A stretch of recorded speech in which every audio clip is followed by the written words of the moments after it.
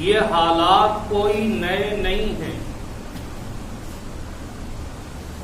ہر زمانے کے اندر اس طرح کے حالات پیدا ہوتے رہے ہیں۔ اللہ کے نبی علیہ السلام کے زمانے سے لے کر آج تک 1400 سال کے عرصے کے اندر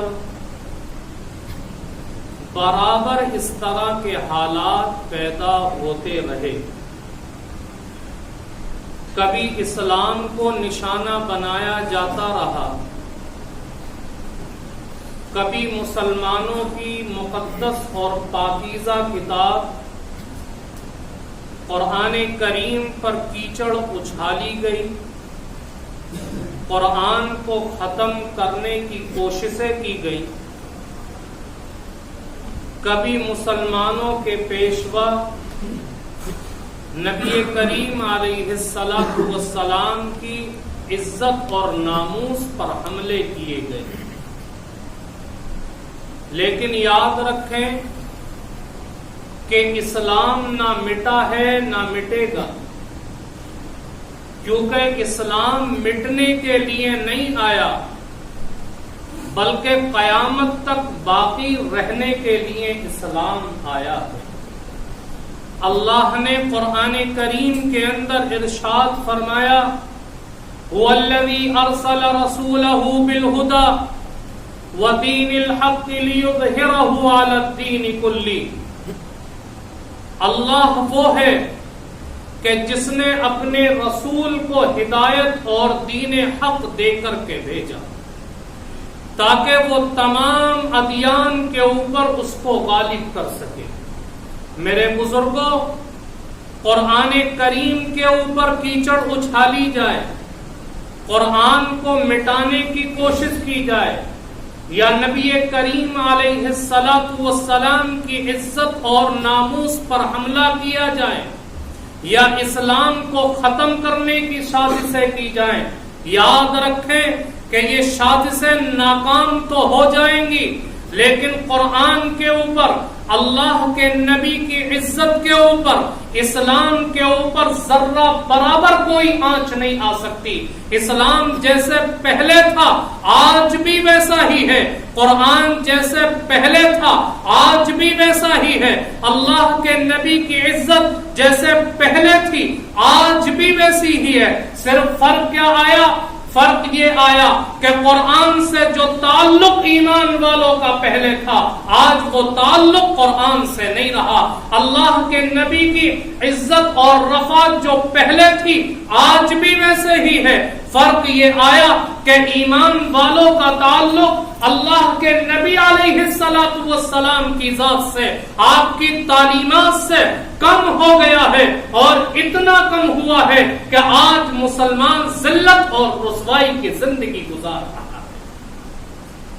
ورنہ صحابہ کرام کا تعلق اللہ کے نبی علیہ السلام کی ذات سے انتہائی قوی درجے کا تھا۔ مفتی تقی عثمانی صاحب دامت برکاتہم نے ایک موقع پر فرمایا تھا کہ اگر اللہ رب العزت 1,00,000 سے زائد صحابہ کرام سے یہ فرمائے کہ تمہیں اپنی جان قربان کرنی پڑے گی تو محمد عربی کی زندگی کے اندر 1 سیکنڈ بڑھا دیا جائے گا۔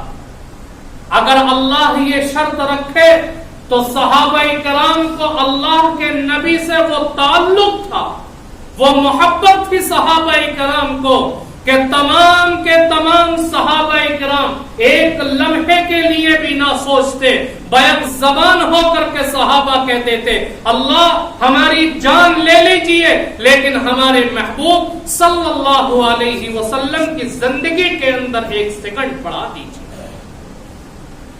وہ تعلق تھا صحابہ کرام کو۔ غیروں نے اللہ کے نبی کی ذات پر کیچڑ اچھالی، صحابہ نے برداشت نہیں کیا۔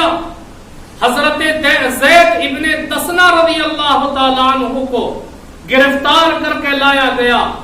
صفوان ابن امیہ نے اپنے باپ امیہ ابن خلف کا بدلہ لینے کے لیے زید ابن دسنا کو خرید لیا اور کہا کہ زید میں اپنے باپ کا انتقام تم سے لینا چاہتا ہوں.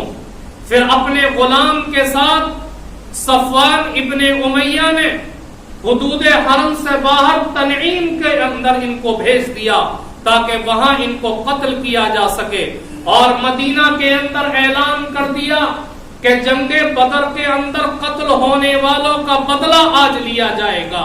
چنانچہ ایک بڑا ہجوم تھا حضرت زید ابن دسنا کی قتل کو دیکھنے کے لیے کہ آج ان کو سولی پر چڑھایا جائے گا. ایک مشرک نے حضرت زید ابن دسنا کے جگر کے اوپر نیزہ رکھا تو ان بھیڑ کے اندر مسلمانوں کا دشمن ابو سفیان بھی تھا.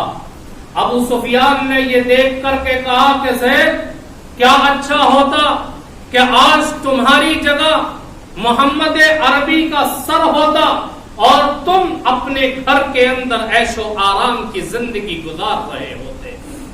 حضرت زید رضی اللہ تعالیٰ عنہ نے یہ بات سنی تو تڑپ اٹھے اور ابو سفیان کی طرف تھوک کر کے کہا کہ ابو سفیان تیری زندگی پر افسوس ہے، تو یہ کہتا ہے کہ تمہاری جگہ اللہ کے نبی کا سر ہو.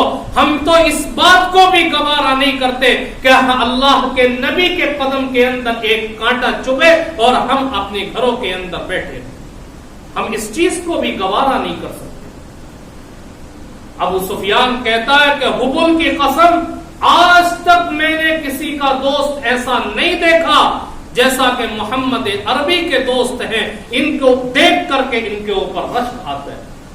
صفوان ابن امیہ نے جب قتل کرنے کے لیے اونچی جگہ پر ان کو کھڑا کیا حضرت زید ابن دسنا رضی اللہ تعالیٰ عنہ کو، تو کہا زید تمہیں چھوڑ دیا جائے گا لیکن ایک شرط ہے کہ تمہیں محمد عربی کا لایا ہوا دین چھوڑنا پڑے گا.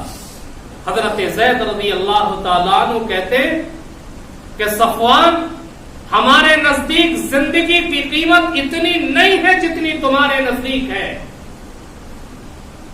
ہم اس زندگی کو خوشی خوشی قربان تو کر سکتے ہیں لیکن ہم اس چیز کو گوارا نہیں کر سکتے کہ ہم اللہ کے نبی کی تعلیمات کو چھوڑ دیں، ہم اپنے دین کو چھوڑ دیں. ہم اس کو گوارا نہیں کر سکتے. تو میرے بزرگوں یہ حالات تو آتے رہے ہیں کہ لوگوں نے اللہ کے نبی علیہ الصلوۃ والسلام کی ناموس پر حملے کیے، آپ کو برا بھلا کہنے کی کوشش کی، لیکن اللہ نے ان کو ناکام کر دیا. اور یہ کیوں ناکام کیا؟ کیونکہ صحابہ کی زندگی اللہ کے نبی کی تعلیمات سے مکمل جڑی ہوئی.